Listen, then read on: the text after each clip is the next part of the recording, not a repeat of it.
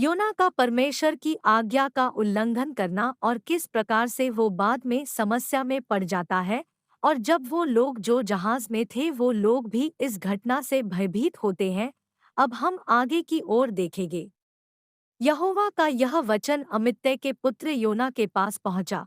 उठकर उस बड़े नगर नीनवे को जा और उसके विरुद्ध प्रचार कर, क्योंकि उसकी बुराई मेरी दृष्टि में आ चुकी है।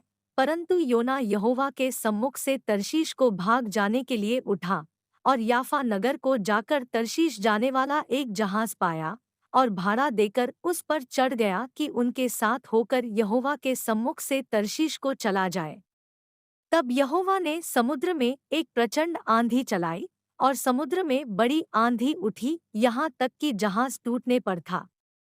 तब मल्लाह लोग डरकर अपने अपने देवता की दुहाई देने लगे और जहाज में जो व्यापार की सामग्री थी उसे समुद्र में फेंकने लगे कि जहाज हल्का हो जाए।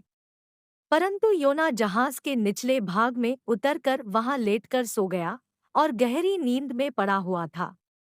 तब माझी उसके निकट आकर कहने लगा, तू भारी नींद में पड़ा हुआ क्या करता है?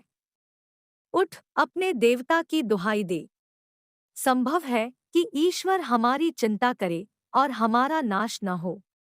तब मल्लाहों ने आपस में कहा, आओ हम चिट्ठी डालकर जान ले कि यह विपत्ति हम पर किसके कारण पड़ी है।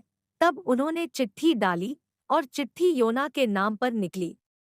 तब उन्होंने उससे कहा, हमें बता कि किसके कारण यह विपत्ति हम पर पड़ी है। तेरा व्यवसाय क्या है और तू कहाँ से आया है? तू किस देश और किस जाति का है? उसने उनसे कहा, मैं इब्री हूँ और स्वर्ग का परमेश्वर यहोवा जिसने जल स्थल दोनों को बनाया है, उसी का भय मानता हूँ। तब वे बहुत डर गए और उससे कहने लगे, तूने यह क्या किया है? वे जान गए थे कि वह यहोवा के सम्मुख से भाग आया है, क्योंकि उसने आप ही उनको बता दिया था।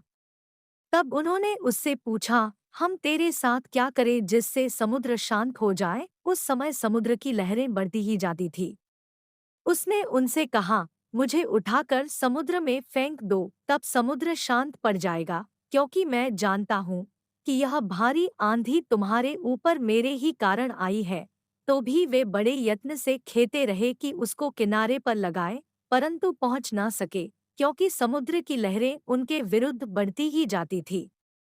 तब उन्होंने यहोवा को पुकार कर कहा, हे यहोवा, हम विनती करते हैं कि इस पुरुष के प्राण के बदले हमारा नाश न हो और न हमें निर्दोष की हत्या का दोषी ठहरा, क्योंकि हे यहोवा, जो कुछ तेरी इच्छा थी वही तूने किया है।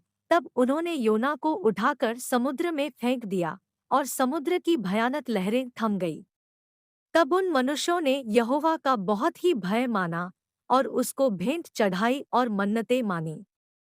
यहोवा ने एक बड़ी मछली ठहराया था कि योना को निगल ले, और योना उस बड़ी मछली के पेट में 3 दिन और 3 रात पड़ा रहा।